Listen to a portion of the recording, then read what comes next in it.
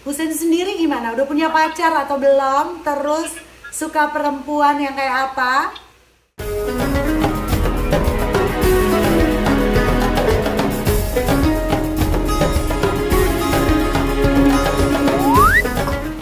Assalamualaikum warahmatullahi wabarakatuh. Ketemu lagi di Waalaikumsalam warahmatullahi wabarakatuh. The Romeos YouTube channel. Nah, kali ini nih aku menemukan salah seorang guest speaker atau bintang tamu The Romeos nih, collab pertama kali dengan seseorang yang lain daripada yang lain. Sosoknya anak muda banget. Kita sapa dulu dong. Assalamualaikum Husein. Waalaikumsalam warahmatullahi wabarakatuh. Hai Bunda. Hai Husein, apa kabar? Aduh, alhamdulillah, makasih banget udah nyiapin waktunya ya buat aku. Siap, gak apa-apa kok Bunda. Lagi pula ini waktu yang luang kok. Amin. Lagi ngapain tadi? Lagi ngabuburit biasanya ngapain sih? Biasanya di rumah itu kerjanya ya dua, ngaji main HP, ngaji main HP, ngaji main HP. Ngaji main handphone, ngaji main handphone. Terus-terusan kayak Udah, gitu selama aja. Ramadan ya? Iya. Luar biasa. Oke, Husein, aku sebelumnya aku pengen kasih tahu sedikit dulu untuk semua yang nonton The Romeos YouTube channel. Mungkin ada beberapa yang belum tahu atau pengen tahu nih, Husein ini siapa sih gitu ya. Oke, aku mau cerita sedikit dulu. Jadi awal mula aku mengetahui sosok Husein ini adalah 2 hari yang lalu. Ini baru 2 hari yang lalu. Jadi pas lagi sahur tiba-tiba iya beneran. Tiba-tiba anakku Syabila yang paling gede ngomong gini, Bunda tahu nggak kalau kita sholat kita tuh boleh diem aja atau boleh keluarin suara atau yang penting mulutnya gerak. Coba menurut Bunda yang mana? Terus aku bingung dong gitu ya. Syabila nanya begitu.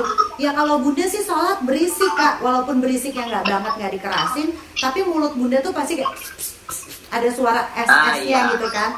Terus udah gitu kenapa sih Kak? Kak kok nanya kayak begitu? Enggak, aku tahu dong Bun, ada yang main TikTok dakwah. Terus aku langsung denger gini, hah? Gimana maksudnya? Iya Bun, ada yang dakwah sambil main TikTok. Lihat deh. Terus dikasih lihat sama Syabila. Fakta-fakta mengenai Sayyidina Umar radhiyallahu an part 2. Fakta yang pertama, beliau ketika masa-masa hijrah kaum muslimin semuanya itu pergi secara sembunyi-sembunyi karena takut dihadang oleh orang kafir Quraisy. Sedangkan beliau dengan tegarnya berkata kepada kafir Quraisy sembari membawa panah, pedang dan tombak kecil. Siapa di antara kalian yang ibunya ingin meratap karena anaknya telah mati dan anaknya yatim karena telah kehilangan seorang ayah, ataupun istrinya yang menjanda karena kehilangan seorang suami, maka suruh dia untuk menemuiku di balik lembah ini, karena sesungguhnya dia akan menemuiku. Fakta kedua, beliau itu beneran ditakutin sama setan. Beda sama kita, beneran disukai sama setan, digoda-goda. Beliau, setan itu kalau udah lewat satu jalan, di situ Sayyidina Umar jalan, setan bakalan cari jalan yang lain. Saking takutnya denger langkah kaki dari Sayyidina Umar radhiyallahu anhu. Ini seumur kamu? Kayaknya 17 tahun ya Kak? Kayaknya 17 tahun di atas aku sih Bun. Iya. Really? Aku bilang, serius? Terus akhirnya aku cari tahu lah sosok Husein ini. Dan Masya Allah, begitu aku tahu, ternyata bukan main banget ya. Jadi aku ngelihat kayak bener-bener mengagumkan loh. Ada sosok anak muda zaman sekarang yang kepikiran berbagi ilmu agama lewat TikTok. Ini dia orangnya hadir di sini. Kalian nanti bisa lihat TikToknya ya. Husein tuh nggak joget-joget, dia nggak main TikTok yang main koreo aneh-aneh, tapi dia menyampaikan ilmu agama dengan cara yang fun, yang menyenangkan, dan itu nyampe ke orang-orang seumurnya dia. Apalagi aku yang udah umur segini, ini nyampe. Oke, sekarang pertanyaan pertama untuk Husein. Kenapa kok kepikiran pengen dakwah atau berbagi ilmu agama di TikTok? Kenapa? Awal mulanya kenapa? Jadi awalnya tuh gini. Saya kan sebenarnya sebelum masuk TikTok itu fokus ke di Instagram. Oke. Adzan dulu Bun. Adzan. Oh ya, oke. Kita tunggu azan dulu ya. Adzan. Azan asar ya. Yap. Oke. Di sini belum azan. 2,000 years later. Oke, tadi aku kasih pancingan pertanyaan lagi untuk Hussein. Kenapa memulai kepikiran untuk berdakwah lewat platform TikTok? Jadi awalnya dulu dimulai cerita pertama. Awal kenapa saya dakwah di Instagram. Kan saya fokus awalnya di Instagram. Dari Instagram itu dari kecil saya emang suka banget buat public speaking ke orang-orang. Baru belajar public speaking itu sejak pramuka MTS SMP, belajar public speaking. Terus suka banget cerita apapun yang aku tahu, apapun. Nah, hingga akhirnya lama-kelamaan aku itu kan ngaji di rumah. Kenapa yang nggak aku share adalah apa yang aku dapetin ketika ngaji di rumah, gitu. Tapi waktu itu cuma sekedar rekaman yang ada di HP, gak berani share ke siapapun. Saya gak berani share ke siapapun karena malu gitu. Akhirnya menemukan satu akun dakwah orang Arab namanya Umar Ar-Ridha. Nah itu kayak bikin video-video gitu, nge-share di Instagram, nge-share video-video di Instagram. Ya dakwah, model dakwah yang gak pernah terpikirkan orang bakalan buat kayak gituan. Nah, hingga akhirnya lama-kelamaan, kalau orang kayak gini aja berani, kenapa aku gak berani? Nah akhirnya aku coba upload. Dan ternyata responnya positif. Yang aku mikir, bentar lagi nih gara-gara gaya bicaraku kayak gini aku bakalan dihujat. Ya, ternyata responnya positif dan keterusan. Nah setelah keterusan, baru memulai TikTok itu sebenarnya 13 hari yang lalu. TikTok itu baru 13 hari yang lalu, oke. Iya. Dan dalam 13 hari ngedapetin 350.000 follower. Nah, kaget. Iya kan, bisa begitu kan? Iya, makanya. Nah, akhirnya awalnya buat TikTok itu gara-gara pelarian di Instagram. Karena di Instagram bosan? Bukan bosan, adalah saya punya alasan pribadi karena janjian sama teman buat dia main Instagram. Oh, gitu. Nah, karena udah terbiasa bicara di depan kamera bahas-bahas sesuatu. Nyoba dong awalnya di story Facebook. Dan ternyata nggak seru di Facebook.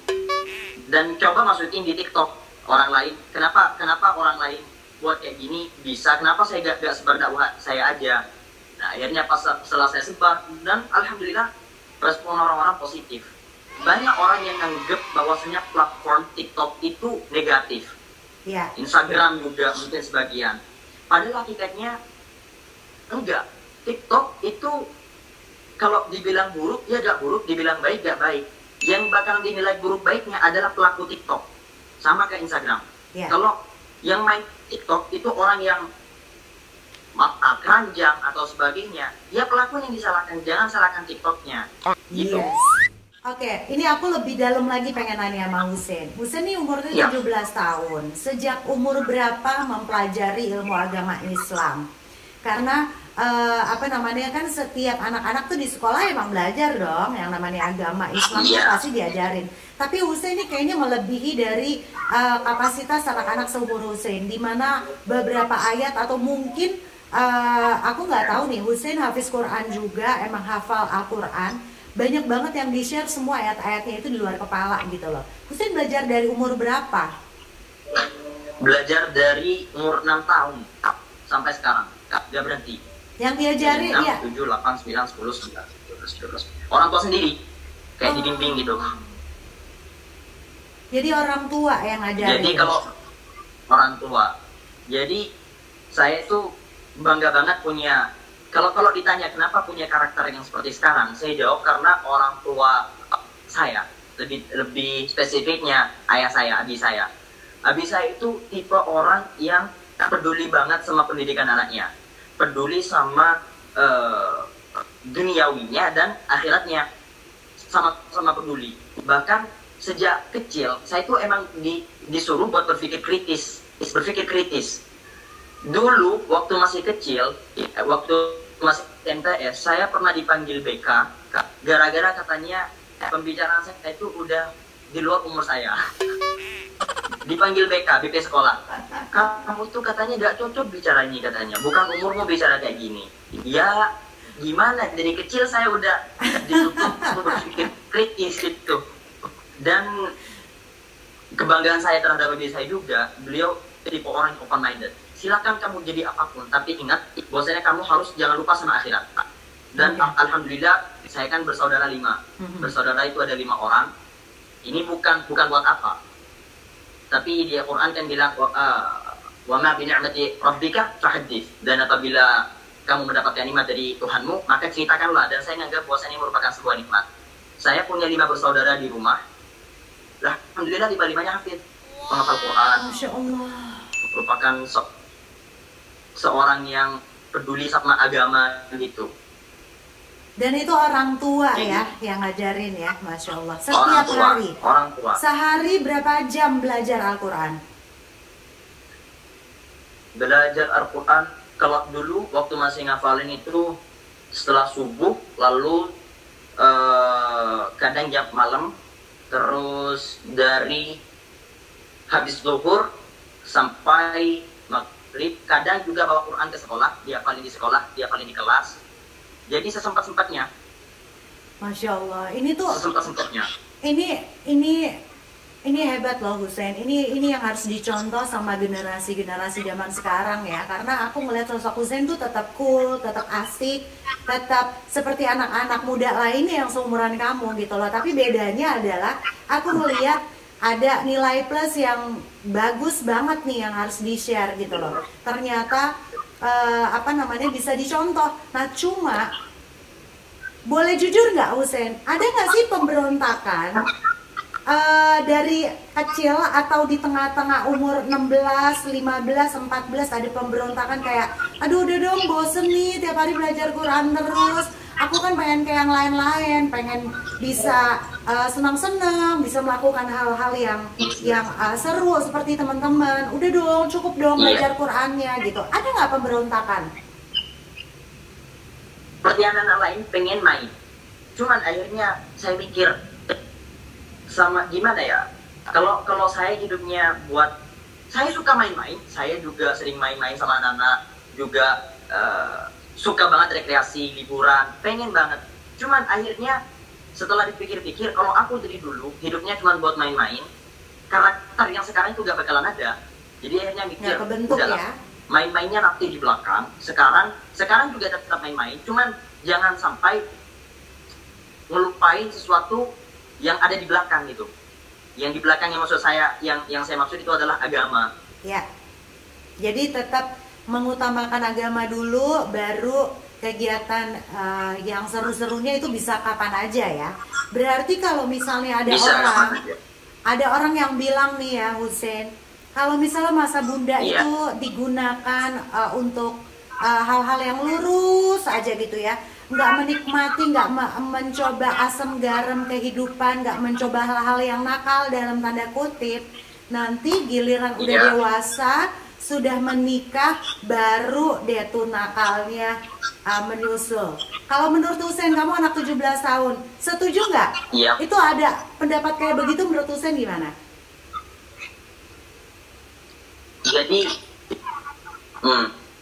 Jadi gini, yang namanya karakter itu ditanam dari sejak kecil. Itu poin pertama. Terus poin kedua, orang yang bilang kayak gitu, itu kurang lebih adalah anak nakal yang mencari sebuah kebenaran.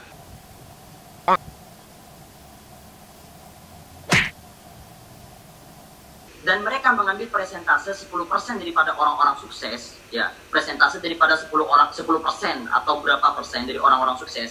Seakan-akan 10% orang sukses yang masa lalunya nakal, itu adalah 90%. Mayoritas orang-orang sukses itu punya masa lalu yang nakal. Padahal hakikatnya cuma beberapa.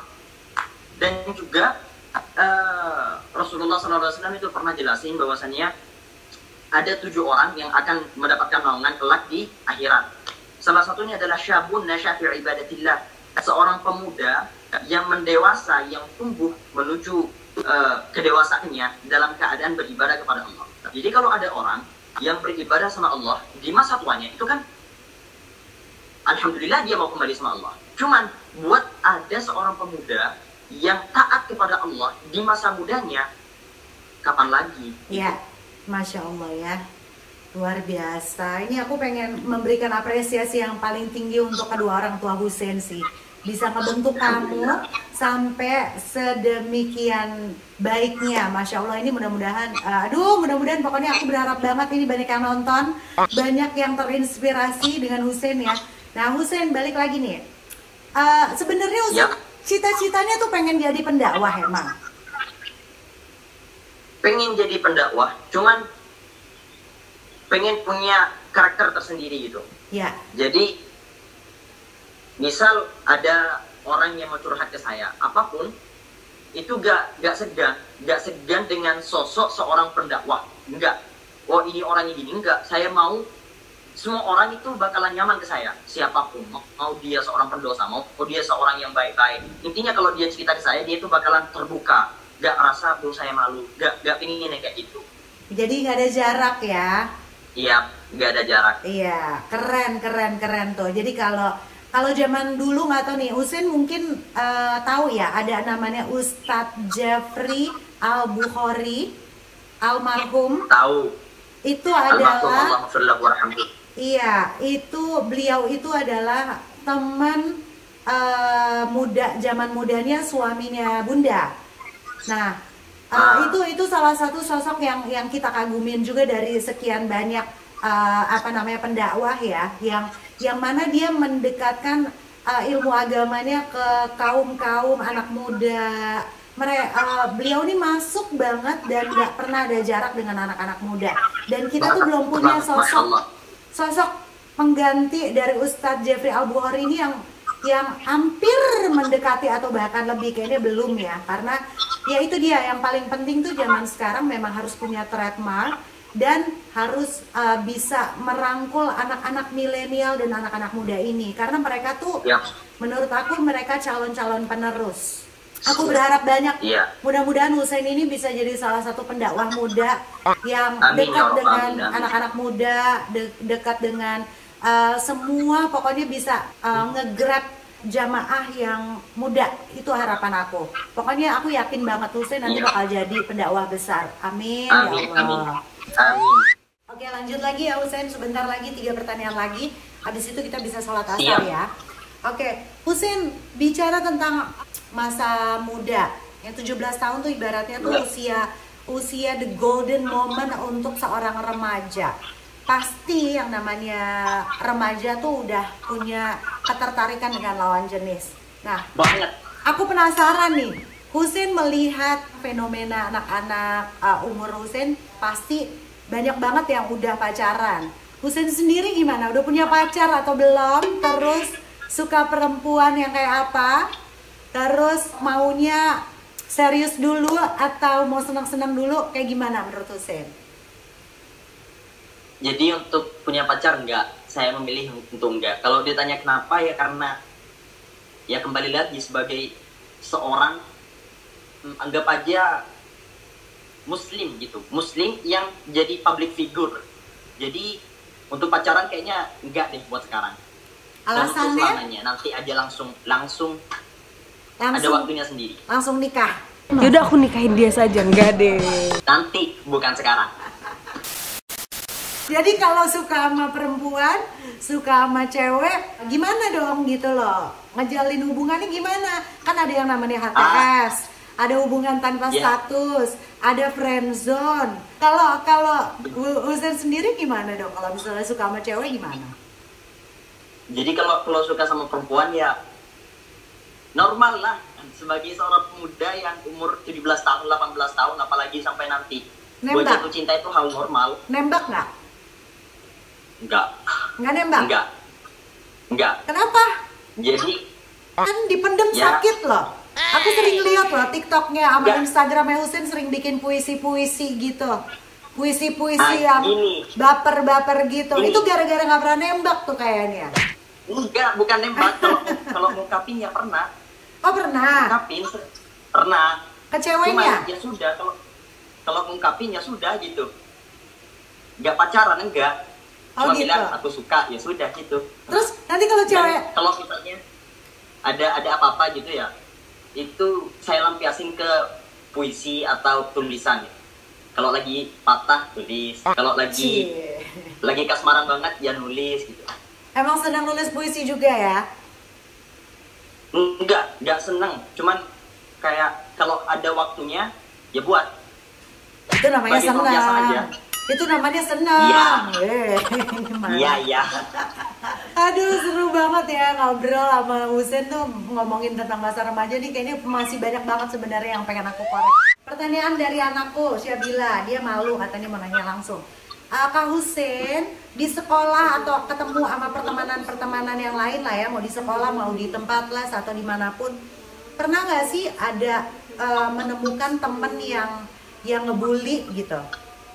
Sen biasa aja dong lo, nggak usah ngeluarin ayat mulu gitu. So alim deh lo gitu, biasa aja kali gitu misalnya. Pernah nggak? Ya. Jadi pernah sering malah dibilang alim itu biasa. Tapi mau gimana pun kita itu harus sadar bahwasanya emang ini zamannya kayak gituan. Jangankan dari sekarang, bahkan dari zaman orang-orang pendakwa-pendakwa dulu, orang-orang terdahulu yang kapasitas ilmunya itu sudah kita gak ada sepupunya, itu udah dapat bulian kayak gitu. Dibilang alim, dibilang pengganggu, dibilang apapun, itu sudah resiko. Jadi intinya, semisal kita sudah niatin sesuatu, ngasih tahu ke orang, itu karena Allah, ya sudah, apa yang terjadi selanjutnya itu anggap aja sebuah resiko yang nyaman. Iya. Resiko yang nyaman. Jadi biasa aja ya, udah terbiasa menghadapi orang-orang yang terbiasa. Iya. Apalagi awalnya sakit hati banget. Iya benar, apalagi Rasulullah zaman dulu sampai dilempar-lempar batu di Taif ya kan, Masya Allah, Iya, kita nggak ada apa-apanya ya. Tapi sama loh, Bunda juga kan baru 1 tahun berhijab ya. Ada aja orang yang nyinyir, misalnya, oh berhijab nih, masih begini nih, masih begitu, masih itulah, apa segala banyak aja omongan-omongan orang yang nggak enak. Tapi yang paling penting adalah kita lihat ke depan, hablum minallah, ini urusan kita sama Allah, niat kita baik, ingin berbagi sesuatu yang positif untuk orang lain. Jadi ya udah, tutup kuping kanan kiri, tutup mata dengan pandangan-pandangan yang negatif. Husein, ini kan 10 tahun terakhir Ramadan ya, nggak kerasa banget. Kayaknya baru kemarin kita memulai sahur, baru kemarin kita masih komplain, Masya Allah, kenapa Ramadan ini kita harus dalam keadaan karantina. Tahu-tahu sekarang udah menuju 10 hari terakhir Ramadan, dimana salah satunya adalah kita semua umat muslim pastinya akan berharap datangnya malam Lailatul Qadar, ya kan? Nah, untuk Husein sendiri nih, boleh dong berbagi salah satu ibadah yang disarankan untuk banyak dilakukan selain sholat wajib, selain tadarus, selain hatam atau zikir atau bersedekah gitu ya. Kita juga disarankan untuk sholat tahajud. Nah, apa sih bedanya sholat tarawih, sholat tahajud, dan juga sholat qiyamul lail? Iya. Jadi pertama yang paling umum itu disebut sebagai qiyamul lail. Qiyamul lail itu mendirikan salat pada malam hari. Posisinya dari waktu setelah maghrib sampai salat subuh, setelah isya, setelah maghrib. Intinya di posisi malam itu setiap salat yang dilaksanakan pada saat itu disebut sebagai qiyamul lail. Itu posisinya umum. Nah, kalau dilaksanakan setelah tidur mau 2 menit, mau 5 menit, mau intinya dia tidur dalam posisi tidur sebentar lalu bangun, itu disebut sebagai tahajud. Jadi tahajud itu dilakukan ketika setelah tidur. Nah, untuk tarawih ya itu kita semua tahu kan, ketika di bulan Ramadan dilaksanakan setelah salat isya. Jadi sebenarnya tarawih itu kalau di zaman para sahabat digunakan sebagai bentuk istirahat, sebagai bentuk rehat itu.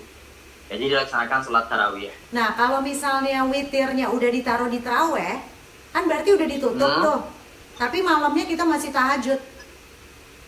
Iya. Boleh? Walaupun witirnya udah dikerjain pas taraweh? Boleh. Karena ada yang bilang kan malamnya itu. Intinya malamnya itu malam nanti di sepertiga malam itu gak usah witir lagi, cukup sholat 2 rakaat, 2 rakaat gitu. Karena aku pernah dikasih tahu waktu itu, niat mau sholat tahajud nggak? Ya udah witirnya nggak usah ikut ya. Jadi habis 2 terus nanti yang 3 rakaat witir atau 1 rakaat witir, kita nggak usah ikutan karena nanti malam saya mau tahajud. Jadi witirnya nanti disatuin aja sama Nggak apa-apa tahajud. juga kayak gitu. Oh oke, jadi nggak ada masalah ya. Yang penting hanya Nggak ada 1 masalah. kali dilakukan witirnya gitu ya. Iya, namanya witir itu kan ganjil. Kalau posisinya witir ada 2 jadi genap. Iya benar. Husein, ada pesan nggak untuk teman-teman seumur Husein atau enggak semua yang nonton The Romeo's YouTube channel ini, pesan-pesan untuk di bulan Ramadan ini, untuk para tiktokers, untuk para anak muda zaman sekarang semuanya. Aku pengen Husein ngasih say hi dulu sama ini anakku yang kedua, ini Kak Husein, Hai. ini Luisa. Nah, boleh nggak kasih pesan Siapa? singkat? Luisa. Luisa. Aha. Boleh nggak kasih pesan singkat atau dakwah singkat? Mau 1 menit atau 1 menit kurang, boleh, terserah. Dengan gaya-gaya ala-ala TikTok gitu ya. Oke, silakan. Boleh dimulai. Pokoknya gayanya singkat, padat, aku nggak potong.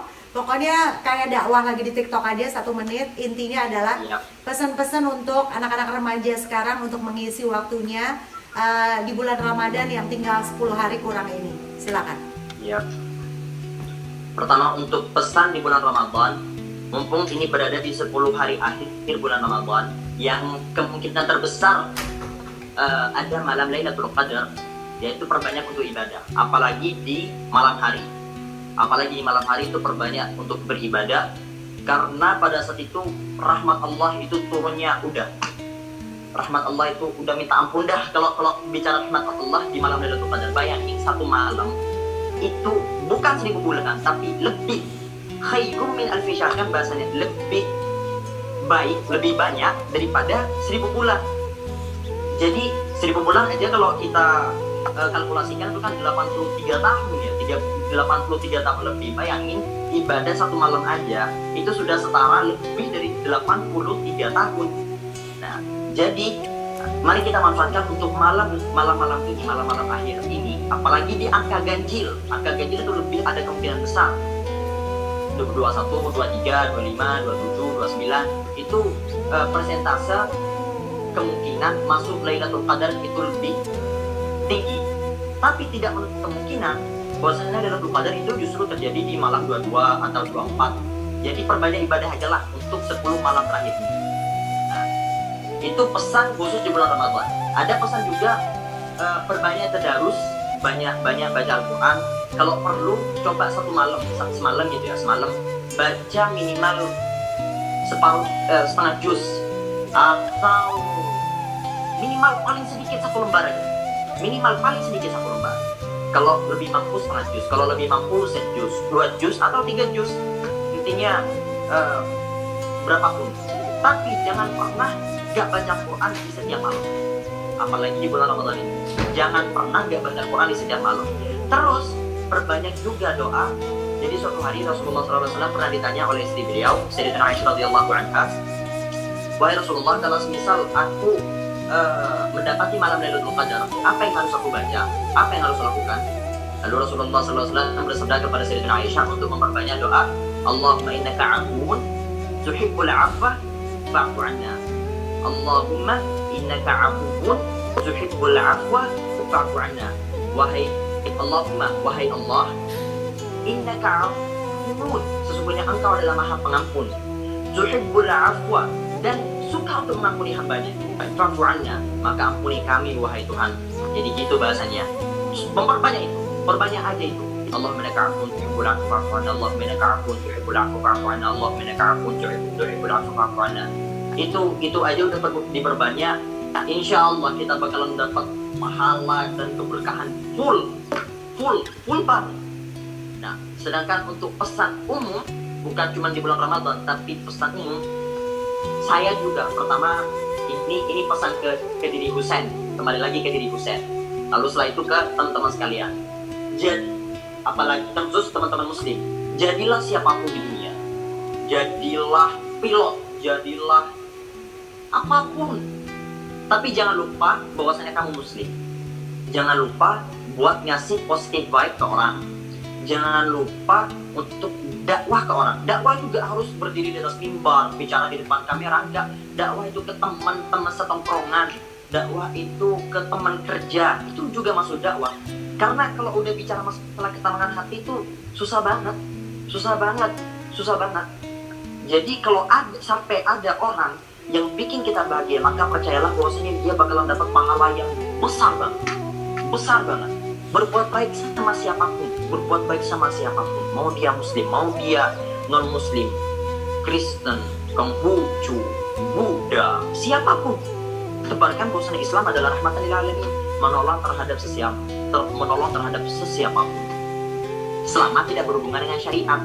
Kalau udah bahas tentang syariat, tiba-tiba kita dibawa ke agama mereka, udah itu garis merah, beda lagi itu. Ya konteksnya. Oke, thank you banget Husein, tadi udah sudah mencakup semuanya, dari mulai nasihat tentang Ramadan, tentang malam Lailatul Qadar, tentang pesan-pesan untuk anak-anak remaja. Pokoknya semuanya udah lengkap banget. Aku berharap mudah-mudahan video ini banyak banget yang nonton.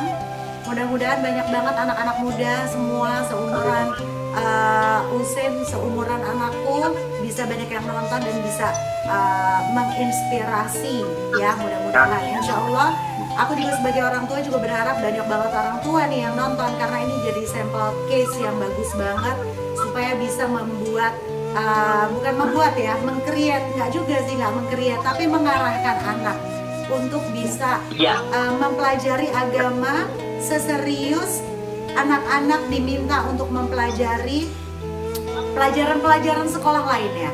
Ya, kalau misalnya anak-anak kita dituntut untuk bisa, ayo dong, kamu masa nggak bisa sih nyanyi, masa kamu nggak bisa sih main gitar, tapi kenapa nggak ada orang tua yang nuntut kamu, ayo dong harus bisa ngaji, ayo dong pelajarin dong ayat ini, gitu loh. Jadi mudah-mudahan di sini kita semua orang tua open minded bahwa pendidikan agama itu sangat-sangat penting, bukan hanya untuk jadi dakwah aja, bukan hanya untuk jadi pendakwah aja, tapi untuk bekal akhirat kita, untuk menjadikan anak-anak kita qurrata a'yun atau penyejuk hati dan juga mata kedua orang tua. Ya, terima kasih banyak Husein. Pokoknya tetap main TikTok dengan dakwah ya. Mudah-mudahan nanti di TikTok lainnya ada sedikit goyang-goyang dikit ya, karena semua orang penasaran pengen ngeliat goyangnya. Thank you banget Husein. Thank you banget. Salam untuk keluarga, salam hormat aku untuk keluarga Madura ya. Mudah-mudahan nanti kapan-kapan ke Jakarta calling, kita harus kolaborasi langsung. Gak usah physical distancing lagi, tapi kita bisa ketemu langsung ya. Kita keep in touch, mudah-mudahan sehat bulan Ramadan ini. Salam untuk keluarga semua, selamat berbuka puasa ya Husein. Insya Allah. Assalamualaikum warahmatullahi wabarakatuh. Bye.